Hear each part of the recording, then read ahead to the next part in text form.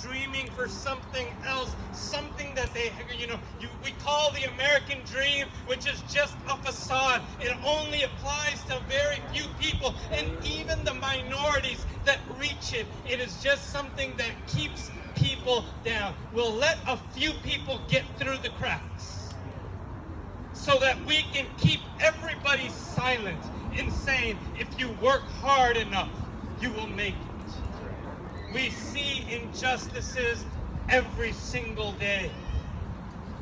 We see that the American dream is just a slogan. What we see more is I can't breathe.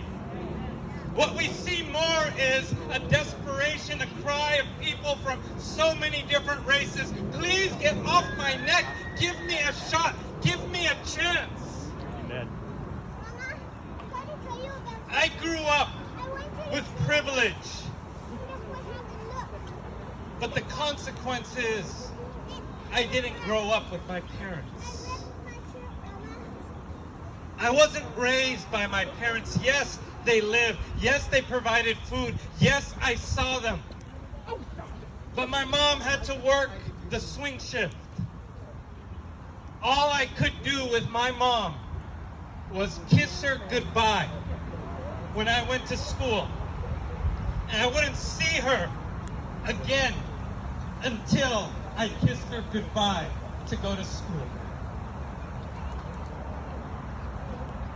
My parents never fully grasped English, especially my mom. But that didn't stop them from working.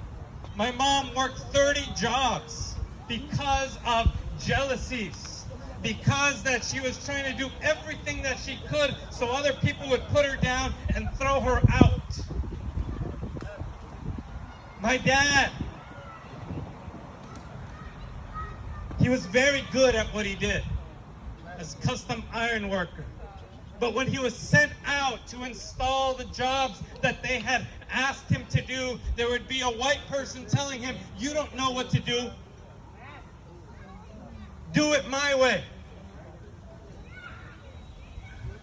And my dad would have to do it, knowing it was not going to work. And when it didn't work, the white person blamed my dad, saying, you don't know how to do your job.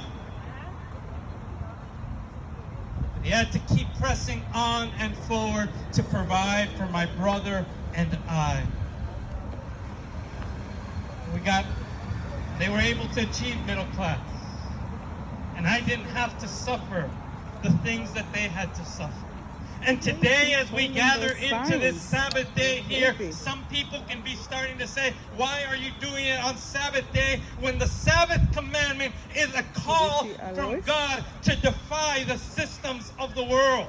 Amen. When Pharaoh told the slaves, you are to work, you are to produce, you are made for making bricks. God said, no, this is a defiance. You are not a slave to the world. You are not a slave to the expectations of society. You are not a slave. And even the people, he called it right there. Neither you, your sons, not even family members should have precedence over one another. Your servants, those aliens within your gates, everybody is to rest as you. On the Sabbath day, this day, God called it a defiance. There is no doctor, there is no janitor, there is no cashier, there is no homeless, there is no person who is unemployed. We are all equal on this day because God says, I defy the expectations. I defy the order of society that sets us in different classes. I defy the order that puts us, society, the expectations that says you can only go this far, you can only come here, you have to work while I have to rest.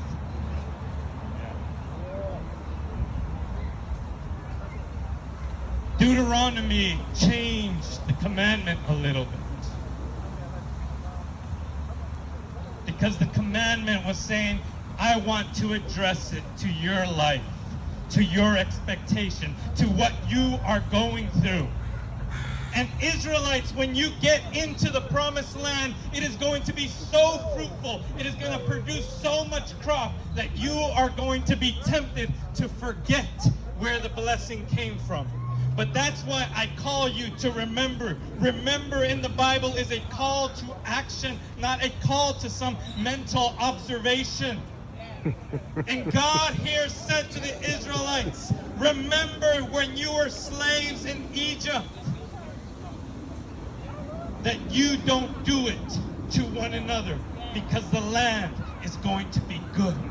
And you're going to want to grow as much, get as much yield out of it. And that is what society does. It views us as commodities. It views us as products. It views you as only what you can produce for for someone, for those in power. And here is where the Sabbath says, stop, rest. Amen. You are more than your work. That's right. You are more than the money that you can bring into your boss. Right. You are more than the money that you can bring into those investors. You are human life. You are created in the image and likeness of God. Do you want to know what God looks like? Would you like to see the face of God? Look around you. Look around you. When you see each other, you have seen what God looks like. On the sixth day, he said he created it was